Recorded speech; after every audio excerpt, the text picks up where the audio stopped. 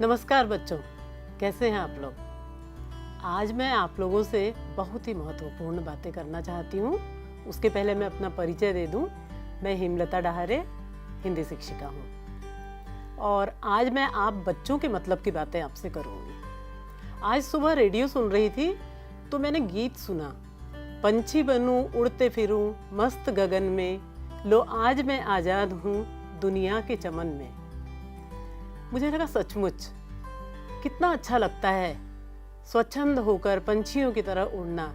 भाई पंछी ही क्यों, आप सब भी तो आज़ाद रहना चाहते हैं ना, स्वतंत्र रूप से अपना काम करना चाहते हैं। और घर के बड़े लोग पूरे समय आपको हिदायतें देते रहते हैं, ये करो वो करो, जल्दी सो जल्दी उठो, है ना। और आप लोगों को बड़ा ही बुरा लगता होगा कि क्या हमें हमेशा दूसरों के कहने में ही कोई भी काम करना पड़ता है, हम अपने मन से कोई भी काम क्यों नहीं कर सकते, है ना। तो आज मैं बात कर रही हूँ आपके सामने कठपुतलियों की। तो बच्चों, कठपुतली, ये कठपुतली की कला विशेष रूप से ये राजस्थान की कला प्रसिद्ध है। राजस्थान में बड़ी ही खूबसूरत लकड़ी की कठपुतलियाँ बनाई जाती है और पहले लकड़ी से बनाई जाती थी, लेकिन आजकल तो कई चीज़ों से बनाई जाती है कठपुतलियाँ। और कठपुतलियों को धागों से चलाया जाता है। अब धागों से चलाए जाने का मतलब है कि चलाने वाला जैसा चलाएगा वैसा इसे चलना पड़ेगा, है ना। अपनी मर्जी से ये कुछ नहीं कर सकती। तो आप लोगों को भी कभी कभी ऐसा लगता होगा, क्या हम कठपुतली हैं क्या, जो मम्मी पापा जैसा कहते हैं वैसा ही हमें करना पड़ता है।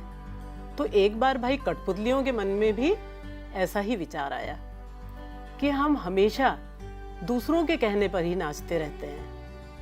तो ये आपकी पुस्तक वसंत का पाठ 4 है, कठपुतली, और इसके कवि हैं श्री भवानी प्रसाद मिश्र जी। भवानी प्रसाद मिश्र जी का जन्म 29 मार्च 1913 को मध्य प्रदेश के होशंगाबाद जिले के टिगरिया गांव में हुआ। और जानते हो, 3 प्रमुख भाषाओं में हिंदी, संस्कृत और अंग्रेजी विषय लेकर इन्होंने बीए किया था, है ना। कितनी अच्छी बात है और बड़ी महत्वपूर्ण बात भी है ये। उनकी रचनाएं हैं बुनी हुई रस्सी, और एक चीज़ आपको बता दूं, बुनी हुई रस्सी पर इन्हें साहित्य अकादमी पुरस्कार मिला था। गीत फरोश, चकित है दुख, गांधी पंचशती, खुशबू के शिलालेख, त्रिकाल, संध्या, इदम न मम, ये इनकी कुछ प्रमुख रचनाएं हैं। उन्होंने आप बच्चों के लिए भी कई कविताएं लिखी। उनका संग्रह हमें उनकी बाल रचना तुर्कों का खेल में देखने के लिए मिलेगी। उनकी रचनाओं पर गांधी दर्शन का स्पष्ट प्रभाव दिखाई देता है। और पुरस्कारों की बात मैंने की थी कि बुनी हुई रस्सी पर उन्हें साहित्य अकादमी पुरस्कार मिला था। इसके अलावा उन्हें उत्तर प्रदेश के हिंदी संस्थान द्वारा साहित्यकार सम्मान से सम्मानित किया गया और मध्य प्रदेश में उन्हें शिखर सम्मान से सम्मानित किया गया। श्री भवानी प्रसाद मिश्र जी का देहांत 20 फरवरी 1985 को हुआ। अब आप इनकी कविता कठपुतली सुनिए। आपका ही एक साथी अबीर नागले काव्य पाठ करेगा। नमस्कार, मेरा नाम अबीर नागले है। मैं कक्षा 7वीं का छात्र हूँ। हमारी कविता का शीर्षक है कठपुतली। इसके लेखक है श्री भवानी प्रसाद मिश्र। कठपुतली गुस्से से उबली बोली, ये धागे क्यों है मेरे पीछे आगे, इन्हें तोड़ दो, मुझे मेरे पाँवों पर छोड़ दो। सुनकर बोली और कठपुतलियाँ कि हाँ, बहुत दिन हुए हमें अपने मन के छंद छुए। मगर पहली कठपुतली सोचने लगी, ये कैसी इच्छा मेरे मन में जगी। तो बच्चों, कैसा लगा काव्य पाठ? अच्छी थी ना कविता? मैं तो आप लोगों से भी कहती हूँ कि कविताएं सिर्फ पढ़ने के लिए नहीं होती है, इनका काव्य पाठ करिए, इन्हें बोल बोल कर देखिए और अपने घर में सबको और अपने साथियों को सुनाइए। भाई हमें तो अपने बचपन की, मैं तो कहूँ कक्षा 1 की माँ खादी की चादर दे दे कविता आज भी याद है। आप लोग बताइए, आपको कितनी कविताएं याद है? आप अच्छे से पढ़ेंगे ना और बोल के देखेंगे तो आप भी याद कर पाएंगे, है ना। तो काव्य पाठ तो सुन लिया, अब मैं इसकी व्याख्या करके आपको बताती हूँ। कठपुतली गुस्से से उबली, बोली ये धागे क्यों है मेरे पीछे आगे। एक कठपुतली एक दिन बड़ी नाराज हो गई और गुस्से से बोली, गुस्से से उबली का मतलब होता है बहुत अधिक क्रोधित होना। वो गुस्से से बोली, क्या है, मेरे आगे पीछे धागे बंधे हुए हैं, इन धागों को तोड़ दो, मुझे मेरे पाँव पर छोड़ दो। पाँव पर छोड़ना यानी स्वतंत्र करना, आत्मनिर्भर बनाना। तो कठपुतली क्या कहती है, इन्हें तोड़ दो, मुझे मेरे पाँव पर छोड़ दो।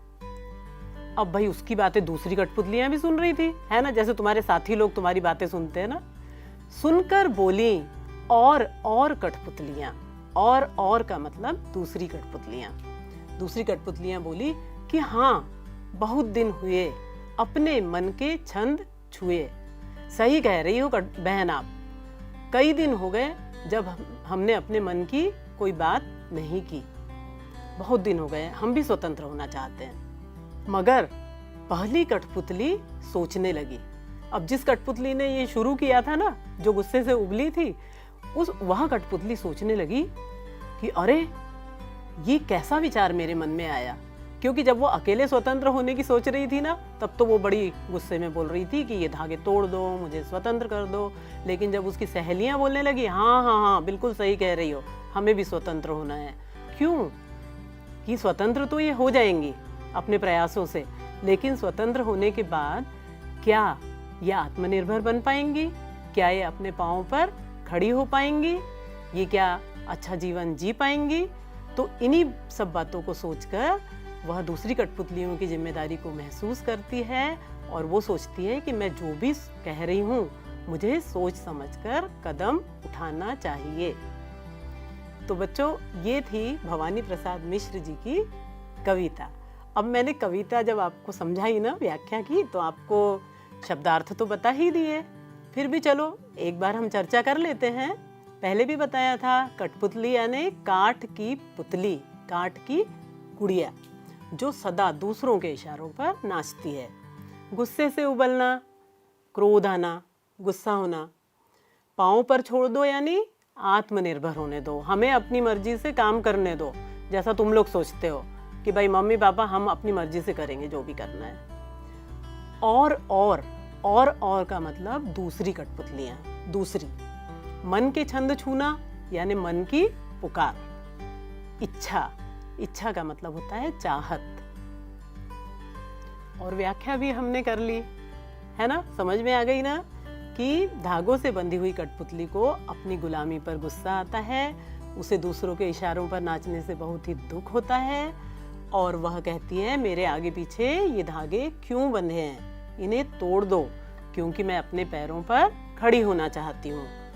तो दूसरी कठपुतलियाँ भी उसका समर्थन करने लगी और उन्होंने कहा हाँ, हमने भी अपने मन से बहुत दिनों से कुछ नहीं किया, हम भी स्वतंत्र होना चाहते हैं। पर उसके बाद पहली कठपुतली सोच में डूब गई कि अरे ये कैसा विचार मेरे मन में आया, मुझे ऐसा नहीं सोचना चाहिए, इन सब की जिम्मेदारी भी मेरी अपनी जिम्मेदारी है। ये स्वतंत्र होंगी तो क्या ये फिर से अच्छा जीवन जी पाएंगी या आत्मनिर्भर बन पाएंगी? मैं जो भी करूं मुझे सोच समझकर कदम उठाना चाहिए। ठीक है बच्चों, तो अब दो बार हमने व्याख्या कर दी, आपको समझ में आ गई होगी कविता, है ना। तो अब हम प्रश्न अभ्यास की बात कर लें। इस कविता का मुख्य भाव क्या है, मतलब कवि इस कविता के माध्यम से क्या बताना चाहते हैं। दरअसल कवि यहाँ स्वतंत्रता की बात कर रहे हैं कि स्वतंत्रता सबको पसंद है और हर व्यक्ति को अपनी स्वतंत्रता के लिए प्रयास भी करना चाहिए, जैसे ये कठपुतलियाँ सोच रही थी। और न सिर्फ स्वतंत्रता का प्रयास, बल्कि स्वतंत्रता के बाद आने वाली जिम्मेदारियों की भी समझ हम में होनी चाहिए कि हमारी जिम्मेदारियां भी स्वतंत्र होने के बाद बढ़ जाएंगी। फिर जैसे ये कठपुतलियां बंधन में थी, तो ऐसे ही हम भी कई बार किसी, जैसे पक्षियों को ही बंधन में पिंजड़े में बांध कर रख लेते हैं। उनके मन से वो बेचारे ना उड़ पाते हैं, ना कहीं जा पाते हैं, ना खा पी पाते हैं। तो किसी को बंधन में रखना क्या उचित है या अनुचित है? क्या सोचते हैं आप लोग? यदि उचित है तो क्यों, सोचिए जरा। और यदि अनुचित है तो क्यों, हमें किसी को बंधन में क्यों नहीं रखना चाहिए। ठीक है, अब ये बताइए किस कठपुतली ने विद्रोह किया होगा, है ना। विद्रोह की जब बात आती है यानी विरोध करते हैं जब किसी बात का, तो कौन व्यक्ति कर सकता है विरोध, वो व्यक्ति कैसा होगा, उसका स्वभाव कैसा होगा। तो कौन सी कठपुतली होगी जिसके मन में ये विद्रोही भावना आई कि मेरे धागे तोड़ दो, मुझे मेरे पाँव पर छोड़ दो। ये आपको सोचना है। और इस कविता में आपने कई मुहावरे पढ़े, जैसे कठपुतली गुस्से से उबली, गुस्से से उबलना का मतलब क्या है, इसका अर्थ लिखिए। मैंने आपको बहुत बार बताया है। और फिर उसका वाक्य बनाइए। दूसरा मुहावरा कौन सा है, पाँव पर छोड़ दो, मुझे मेरे पाँव पर छोड़ दो, इसका भी अर्थ बताइए, वाक्य बनाइए। फिर तीसरा है मन के छंद छूना, इस मुहावरे का भी अर्थ लिखकर आपको वाक्य बनाना है। ठीक है बच्चों। और अब मैं आपको एक चीज बताऊं, मैंने कहा था राजस्थान की कठपुतलियां बड़ी प्रसिद्ध हैं, लेकिन राजस्थान की कठपुतलियां तो बड़ी कठिन होती हैं बनाने में। वो एक आम इंसान मुझे नहीं लगता कि बना पाएगा, एक कलाकार ही उसे बना सकता है।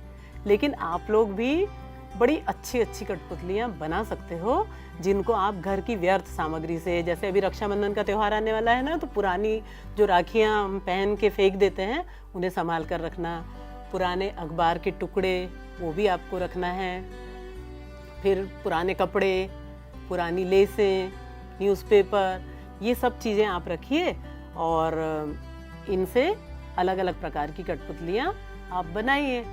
कुछ कठपुतलियाँ मैं आपको दिखाती हूँ। और दूसरी चीज़ जो आपको करना है वो है, जैसे कठपुतली का मतलब मैंने बताया था, ये काठ और पुतली दो शब्दों से मिलकर बना है। जब ये ऐसे दो शब्द जुड़ते हैं ना, जैसे काठ और पुतली, तो बन गया कठपुतली। तो इसका रूप परिवर्तन हो गया, मूल रूप परिवर्तन हो गया, काठ के बदले हो गया कठ। ऐसे ही हाथ से, नाक से, सोना से कई शब्द बनते हैं। तो ये शब्द आपको अपने मन से सोचकर बनाना है ना। थोड़ा सा क्रिएटिव बनिए, नए नए शब्द सोचिए, ठीक है। ज़्यादा नहीं, दो दो शब्द बनाने हैं आपको, बना डालिए। और जैसे इन कठपुतलियों ने स्वतंत्रता के लिए संघर्ष करने का सोचा ना, ऐसे ही हमारा देश भी पहले गुलाम था, तो हमारे देश के कई महान लोगों ने बहुत संघर्ष किया। उनके संघर्षों के बाद ही हमें आज़ादी मिली। 15 अगस्त सन 1947 को आप लोग जानते ही हैं, है ना। हम स्वतंत्रता दिवस मनाते हैं 15 अगस्त को। तो इसकी पहली लड़ाई, प्रथम स्वाधीनता संग्राम जो लड़ा गया था, वो सन 1857 में लड़ा गया था। तो इस स्वाधीनता संग्राम में जो सेनानी थे, इनके नाम ढूंढिए, इनके चित्र ढूंढिए और कम से कम 2 नाम लिखिए अपनी कॉपी में और 2 चित्र चिपका दीजिए। आप ज़्यादा भी लगा सकते हो, लेकिन कम से कम 2 तो हर एक बच्चे को करना ही है, ठीक है। फिर 1942 की आंदोलन का भी आपने सुना होगा। 1942 का जो आंदोलन था, ये महात्मा गांधी के नेतृत्व में भारत छोड़ो आंदोलन था। तो इस आंदोलन में किस किस ने भाग लिया था, उन नेताओं के नाम, उन सेनानियों के नाम भी आपको ढूंढने हैं, ठीक है। तो वो नाम देखिए और उनके चित्र भी चिपकाइए। भाई इन्होंने इतने महान काम किए हैं, हमारे देश को आज़ाद करवाया, तो हम क्या इतना भी नहीं कर सकते कि हम उनके बारे में जानकारी एकत्र करें, उनसे कुछ प्रेरणा लें, ठीक है। और अब हम देखेंगे नई नई तरह की कठपुतलियाँ, ठीक है।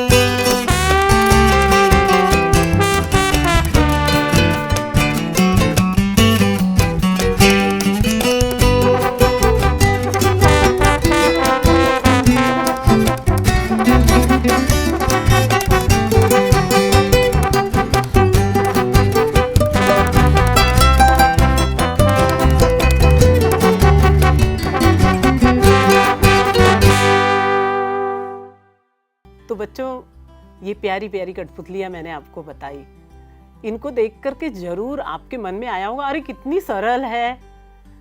पुराने निमंत्रण कार्ड से, पुराने ग्रीटिंग कार्ड से हम भी कितने आराम से बना सकते हैं इनको।